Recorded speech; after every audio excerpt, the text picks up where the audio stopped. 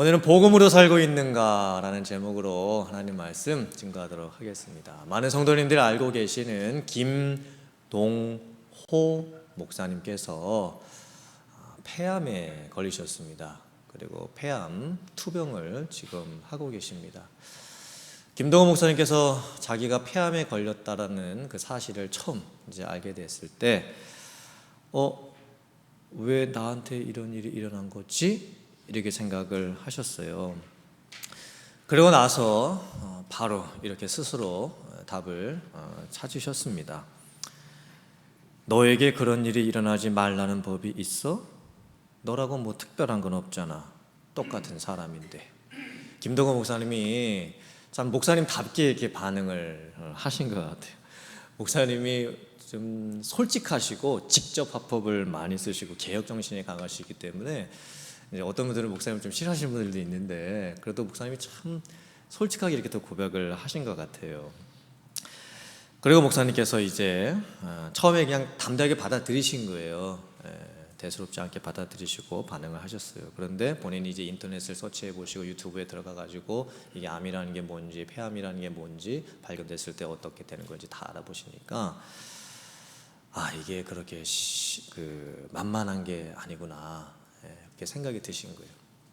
이게 조금 심각해질 수도 있겠구나, 그렇게 생각이 드신 거예요. 그리고 나서 목사님께서 이제 믿음의 반응으로 고백을 하십니다.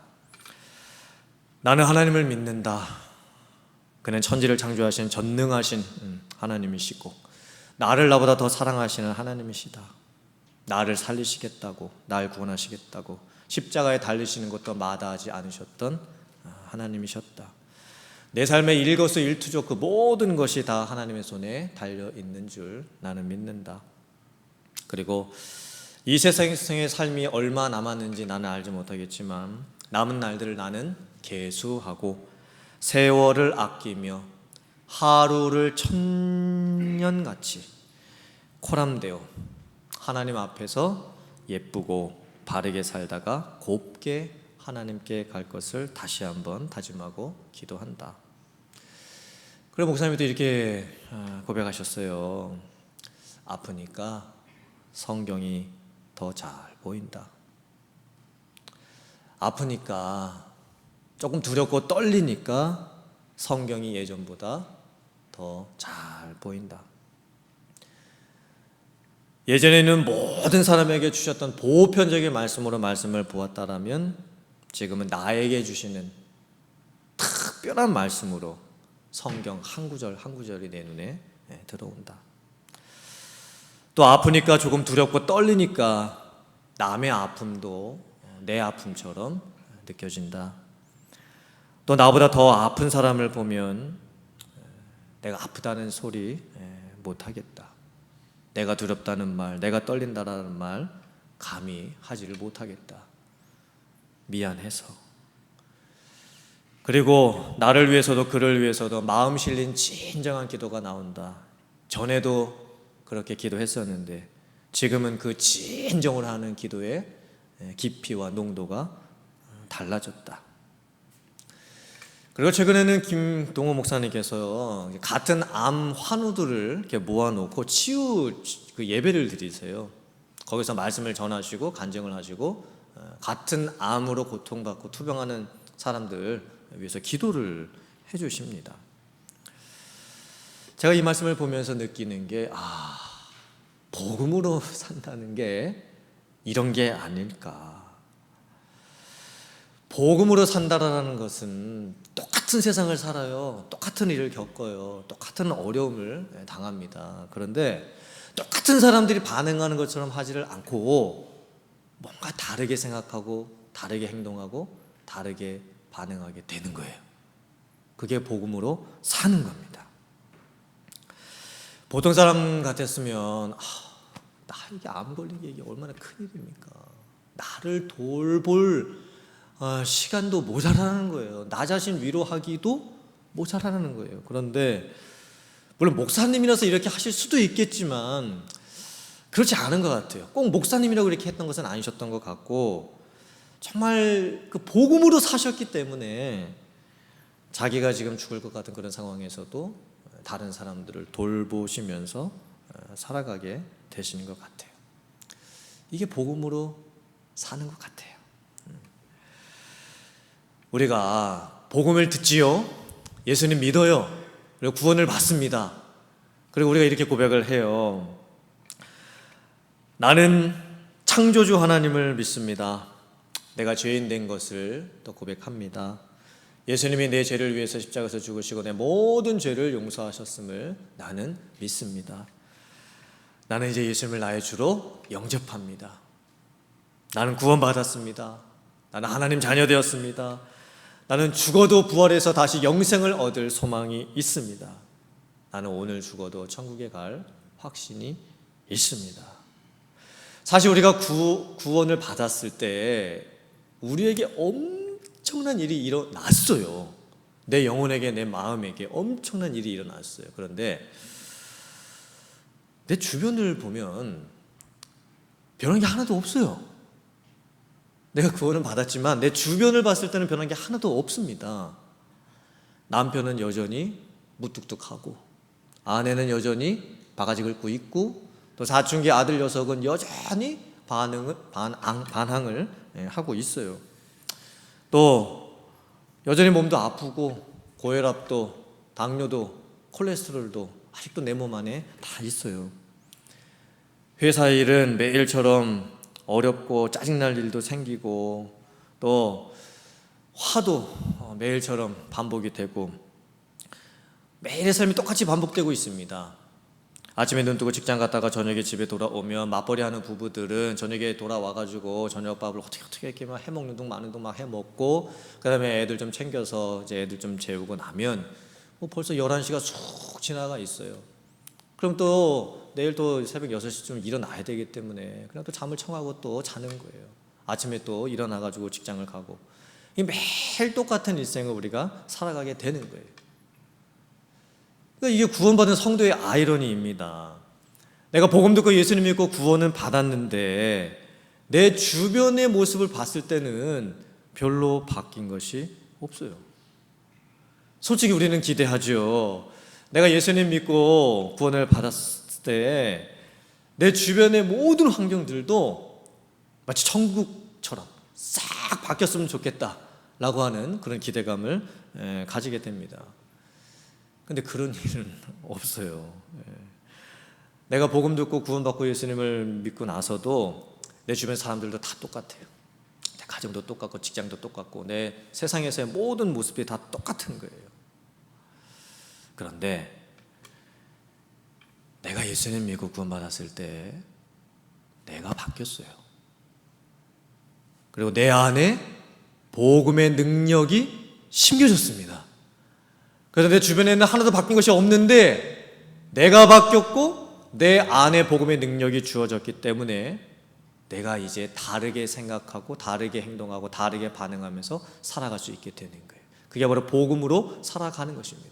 그리고 복음 안에 있는 능력으로 말미암아 나를 통해서 다른 사람을 내가 바꿔놓을 수 있는 삶을 살게 되는 거예요. 다른 환경을 내가 바꿀 수 있는 그런 삶을 살아갈 수 있게 되는 겁니다. 우리들 주변을 보면 참 힘들고 어렵게 사시는 것 같은데 어떻게 저분은 저런 상황 속에서 저렇게 아무렇지도 않은 듯, 물론 그분 안에는 힘겨움이 있으시겠죠. 우리가 모르는 그분만의 눈물 흘리실 때가 있으시겠죠. 하나님께 기도 무릎을 꿇을 수밖에 없는 그런 힘듦이 있으시겠죠. 그런데 우리가 적어도 우리의 눈으로 봤을 때는 정말 대단하시다. 어떻게 저런 상황과 환경 속에서도 저렇게 아무렇지도 않게 살아가실 수 있을까? 그게 바로 복음으로 살기 때문에 그런 겁니다. 제가 기억나는 분도, 제가 예전에 사역했을 때 저랑 같이 제자반을 하셨던, 그때 그 당시에 나이 60이 제자반 하면서 딱 되셨고 셋째 딸이 한 20살 후반이었어요. 그런데 그 딸이 자폐증이었습니다. 심각한 중증 자폐증이었어요. 그래서 가만히 그냥 이렇게 있다가 경기가 이렇게 와가지고 뒤로 이렇게 넘어가요. 그러면 머리가 깨집니다. 병원에 가야 되고, 또 저렇게 유리창 같은 게 있을 때 그냥 자기 머리로 유리창을 받아요. 다 유리창이 깨집니다. 그래서 집안에 있는 유리창은 다 특수 유리창으로 바꿔놨어요. 자기 손톱도 자기 입으로 다 물어 뜯어요. 손톱을 자기 입으로. 그 아이를 그렇게 평생을 키우신 거예요. 그런데 참 놀라운 것은 저희가 제자 훈련을 하면서 우리가 그분으로부터 얼마나 많은 은혜를 받았는지 몰라요. 우리가 당하고 있는 그런 어려움은 아무것도 아니었어요. 그분이 당하고 있던 어려움에 비해서는. 그런데 그분은 항상 웃으시고 항상 베푸시고 항상 다른 분들을 섬기세요. 그러니까 저희가 바뀔 수밖에 없지요. 또 제가 예전에 사역하면서 사역반 했던 그 여자 집사님이 계셨는데 젊으신 집사님이었어요. 그 집사님은 인간 비타민. 네, 항상 웃어요. 항상 밝고 항상 명랑해요. 재밌고 그분 옆에 있으면 신이 나요. 그리고 활력이 생겨요. 아, 이게 기쁘다는 게 이런 거구나 라고 하면서 같이 웃고 같이 즐겁게 만들어주세요. 근데 나중에 알게 된 것은 그 집사님의 첫째 아이가 어렸을 때 죽었어요. 사고로. 저희들은 몰랐지요. 그런 아픔이 있으셨을 줄은 생각도 못했어요. 그런데 그분은 그 모든 아픔들을 다 겪고 살고 계셨어요. 그 이유가 뭐였겠습니까? 복음이 있었기 때문에 그래요. 자기 안에 복음이 있었어요. 예수님 생명으로 심겨졌던 복음이 있었기 때문에 복음으로 사는 거예요. 그러면 반대로 나는 왜 그렇게 안 될까? 아니 나도 예수님 믿고 나도 구원받았는데 나도 지금 교회 다니고 있는데 나는 왜 오히려 구원받지 않은 세상 사람들보다도 못하게 지금 살고 있는 걸까? 요즘 우리 성도님들 사시는 게 어떠세요? 어떻게 살고 계세요? 뭐 사는 게 별 의미도 없고 하는 것보다 뭐 이렇게 재미도 없고 짜증은 또 왜 이렇게 많이 나는지 교회 와도 뭐 별로 은혜 받는 것도 없는 것 같고 예배 드리면 졸리기만 하고 때로는 오늘은 그냥 교회 가지 말까 이런 마음도 들고 또 그렇게 또 몇 번 주일날 교회를 빠지다 보니까 이제는 주일날 교회를 빠져도 별로 죄책감도 안 들어요. 그 이유가 뭘까? 그냥 교회만 다녀서 그런 거예요. 교회 다니는 거하고 복음으로 사는 거하고는 다른 거예요. 교회만 그냥 다니시는 분들은 정말 발로 교회 마당만 밟고 다니실 수도 있어요. 그러면 어떤 결과가 일어나냐면 세상에 나가서 살아갈 때에 내 안에 복음이 없기 때문에 세상을 이기지 못해요. 그냥 세상으로부터 뭔가만 막 받아요. 그러니까 이 안에 쌓이는 거는 걱정, 염려, 근심, 짜증, 화 이런 것만 나는 거예요. 그러나서 교회를 와요. 그럼 또 교회 오면 또 이런 생각이 들어요. 이제 뭐 교회 와도 교회로부터 내가 뭔가 좀 이렇게 좀 받는 게 별로 없는 것 같다. 교회 와도 별게 없는 것 같다. 이런 생각이 들어요. 그렇게 되다가 보면 이제 교회를 안 나오게 되고 심지어는 그게 이제 길어지기 시작하면은 이제 예수님하고의 관계, 구원받은 게 끊어지진 않죠. 한 번 구원은 영원하기 때문에. 근데 예수님과의 관계가 안 돼요. 복음 안에서의 관계가 안 되니까 그냥 멀어져 있는 상태로 그냥 그렇게 살게 되는 거예요. 복음 듣고 예수님 믿고 구원받았고 복음으로 사는 거는요, 이건 그냥 교회 다니는 거하고는 다른 거예요. 오늘 말씀이 디모데 후서입니다. 디모데 후서는 바울 사도가 가장 마지막에 쓴 성경이에요. 바울 사도가 예수님 처음 만나고 나서 30년 동안 주를 위해서 살아요. 선교를 하고 1차, 2차, 3차 선교 여행을 다 마치고 나서 이제 주후 60년에서 한 63년 사이에 첫 번째로 로마 감옥에 갇히게 돼요. 첫 번째 감옥에 갇혔을 때는 가택연금이었습니다.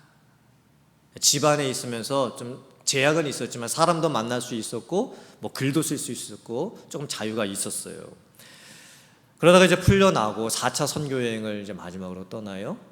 한 3, 4년간 마지막 선교를 하다가 그때 디모데 전서하고 디도서를 기록을 해요. 그리고 나서 다시 로마 감옥에 두 번째로 갇혀요. 그때는 진짜 감옥에 갇히는 거예요. 이 수갑이 채워지는 감옥, 쇠사슬에 매여지는 감옥에 갇혀요. 그리고 바울 사도 주변에 아무도 없어요. 다 떠났어요. 홀로 남아 있습니다. 그때 디모데 후서를 쓰는 거예요. 그리고 나서 이제 주후 68년경에 바울 사도가 순교를 당하게 됩니다. 디모데후서는 바울 사도가 유언처럼 쓴 말씀이에요. 특히나 디모데를 기억하면서 바울하고 디모데하고 만나가지고 함께 사역을 한 게 한 20년이 됩니다. 그리고 이제 디모데는 목사님이 되셔가지고 에베소 교회를 담임하고 계셨어요. 아들같이 여겼던 그 디모데를 기억하면서 바울 사도가 편지를 써서 보낸 거예요. 그러니까 이 디모데 후서를 처음부터 쭉 읽어보면요, 바울 사도가 죽음이 임박함을 알고 사형 언도 받고 언제 죽을지 모르는 상황에서 쓴 말씀이기 때문에 긴장감이 있어요. 비장함이 있습니다. 그러니까 우리가 교회 다니면서 신앙생활하면서 좀 느슨해지고 좀 나태해지고 맥 빠지고 영적으로 다운되고 매너리즘에 걸렸다. 그럼 어느 성경 읽으면 돼요? 디모데후서. 정신이 번쩍 나는 게 이 디모데후서 말씀인 거예요. 어떻게 정신이 번쩍 나는가? 복음으로 살았던 바울 사도가 어떻게 도전을 하냐면 디모데후서 1장 8절 말씀입니다. 그러므로 너는, 디모데 너는 내가 우리 주를 증언함과 또는 주를 위하여 갇힌다 된 나를 부끄러워하지 말고 오직 하나님의 능력을 따라 뭐 어떻게 해라? 복음과 함께 고난을 받으라. 복음과 함께 고난을 받으라. 사실 현대를 살아가는 우리들에게는 이 말씀이 참 생소한 말씀입니다. 아니, 고난을 피해야지 왜 받습니까? 고난은 어떻게 하든지 나한테 고난이 안 오도록 해야지 어떻게 일부러 고난을 받습니까? 그것도 복음과 함께 고난을 받으라니. 이게 도대체 무슨 말씀일까요? 지금 이 디모데후서를 쓰고 있는 바울 사도가 나이가 이제 60대 후반이에요. 거의 70대 되시는 할아버지. 2000년 전에 나이 70이시면 진짜 어르신입니다. 진짜 육체적으로 쇠하신 어르신인 거예요. 그리고 이제 감옥에 갇혀서 이제 사형원도 받고 죽을 날을 기다리고 있는데 나와 함께 복음을 받으래요. 이게 뭡니까? 복음 안에서 하나님이 자기에게 허락하신 하나님의 뜻을 받아들인 거예요. 상황을 받아들인 거예요. 그리고 오히려 다른 사람에게, 디모데 목사님에게 도전하는 거예요. 너, 내가 감옥에 갇힌 것 때문에 부끄러워하지 말아라. 예수님 믿는 것 때문에 감옥에 갇혀서 핍박받는 거 부끄러워하지 말아라. 그리고 내 아들아, 사랑하는 디모데야, 너도 나처럼 복음 때문에 고난당하는 그런 삶을 살았으면 좋겠다. 이렇게 부탁을 하고 계시는 거예요. 사실 이게 좀 인간적인 관점에서 봤을 때는 바울 사도가 예수님 믿고 30년 주님을 위해서 헌신했어요. 정말 뒤돌아보지도 않았습니다. 30년을 그 숱한 고생을 하면서 복음을 위해서 평생을 바친 거예요. 근데 마지막 모습이 감옥에 갇혀가지고 이제 죽을 날을 기다리는 모습이에요. 보통 사람 같았으면 이건 받아들이기 힘든 현실이에요. 만약에 저보고 하나님께서, 제가 이제 1998년부터 신학대학원 가가지고 25살 나이부터 전도사님 했어요. 그리고 이제 제가 나중에 이제 더 많은 목회를 하면서 저 죽을 때가 됐을 때, 너 어디 선교 가고 네 주변에 아무도 안 남고 너 그렇게 나를 위해서 죽을 수 있겠냐? 저는 정말 자신 없을 것 같아요. 받아들이기 힘들 것 같습니다. 하나님께서도 어떻게 보면 좀 너무하시지, 그렇게 30년을 넘게 주를 위해서 헌신했으면 바울 사도에게 노년에 좀 좋은 것들을 마련해 주셨으면 좋았을 텐데 하나님께서도 그렇게 하지 않으셨어요. 바울 사도가 그런 상황에서 다른 사람들과 다르게 그 상황을 받아들일 수 있는 이유가 뭘까요? 뭐로 살았습니까? 복음으로 살았기 때문에 그런 거예요. 그리고 이렇게 또 바울 사도가 권면을 합니다. 디모데후서 2장 3절, 디모데후서 2장 8절, 9절의 말씀입니다. 너는 그리스도 예수의 좋은 병사로 나와 함께 또 뭘 받으래요? 고난을 받으라. 내가 전한 복음대로 다윗의 씨로 죽은 자 가운데서 다시 살아나신 예수 그리스도를 기억해라. 복음으로 말미암아 내가 죄인과 같이 매이는 데까지 또 뭐 받았대요? 고난 받았지만 하나님의 말씀은 매이지 아니하느니라. 바울 사도가 계속 복음하고 고난하고 연관지어서 말씀을 하고 있어요. 그리고 그 복음 안에서 자기가 지금까지 어떻게 살았는지를 고백을 하고 있습니다. 그리고 그 복음 때문에 자기가 비록 죽는다 하여도 나중에 자기에게 무엇이 예비되어 있을지를 소망하면서 바라보고 있는 거예요. 예수 그리스도를 기억해라. 예수님이 누구신지를 기억해라. 바울 사도가 평생 그렇게 살았고 우리에게 도전하는 거예요.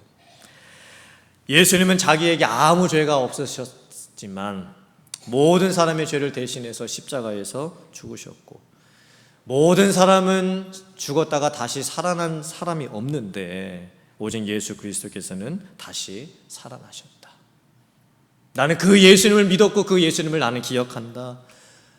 예수님 때문에 내 모든 죄는 용서받았고 나에게 구원이 이루어졌으며, 내가 비록 죽는다 하여도 나는 주님 오시는 날 다시 부활하여 그 영광의 주님을 다시 만날 것이다. 내 몸은 비록 감옥에 갇혀 있으나 내가 전한 복음은 감옥에 갇혀 있지 않을 것이다. 내가 죽는다 하여도 복음은 다시 살아서 땅 끝까지 이르러 하나님의 역사를 이루게 될 것이다.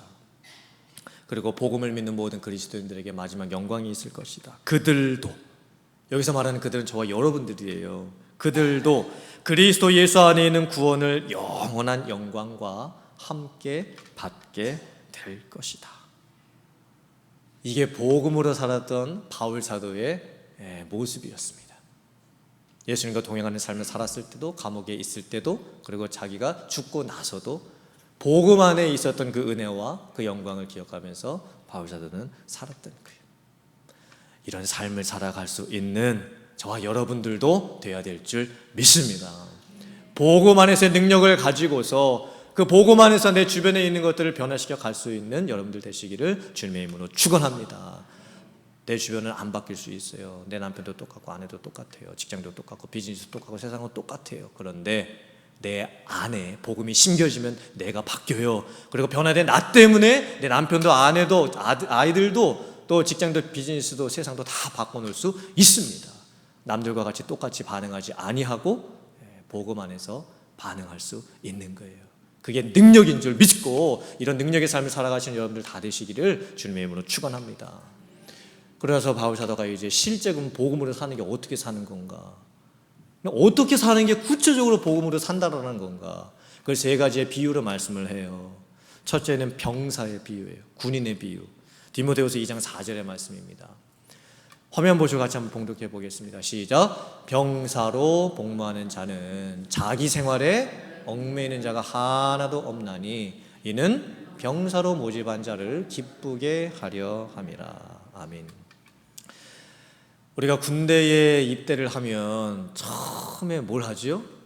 자기가 세상에서 입고 왔던 사복을 다 벗어요. 자기 물건 다 뺍니다. 그리고 그 박스에다가 다 넣어요. 그리고 군복으로 갈아입고 세상에서 입고 왔던 자기 옷, 자기 물건, 그건 이제 다 어디로 돌려보내요? 집으로 돌려보내요. 집에서 기다리고 있었던 어머니들이 이제 그 아들이 보낸 그 옷 이거 보면서 펑펑 또 울죠. 그러고 나서 이제 아들은 뭐 합니까? 군인으로 사는 거예요. 나라에 부름받고 갔으니 나라를 위해서 충성하고 사는 거예요. 자기 마음대로 못 살아요. 군대 생활 그대로 하면서 사는 거예요. 근데 예수 믿고 구원받아 복음으로 사는 게 이거랑 똑같다라는 거예요. 부르신 이가 있으시다. 나를 부르신 이가 있으시다. 그래서 나는 내 자기 생활에 얽매이지 않는다. 내 사사로운 나의 생활에 얽매이지 않는다. 주님이 부르시는 그대로 나는 이제 산다. 나를 권하신 예수 그리스도를 위해서 사는 삶으로 바뀌는 거예요. 그러니까 교회를 그냥 다니는 거하고 복음으로 사는 것은 무슨 차이가 있는 거냐면요, 교회를 그냥 다니는 거는 우리가 처음 예수님 믿고 이제 초신자가 돼서 누군가의 전도받고 교회를 오면요, 사실 그때는 교회로부터 내가 무엇을 받을 수 있을까를 기대합니다. 그렇죠. 사실 내가 교회 갔을 때 뭔가 좋은 게 있어야지 교회를 가지요. 그 좋은 걸 바라보고 교회를 가는 거예요. 그런데 신앙이 이제 성숙해 가면 바뀌어요. 교회를 위해서 내가 살아요. 주님을 위해서 내가 사는 거예요. 그게 복음으로 살게 되는 거예요. 그냥 예수님 처음 믿고 초신자로 그냥 교회를 다녔을 때는 자판기 뚜뚜듯이 하나님을 믿을 수도 있어요.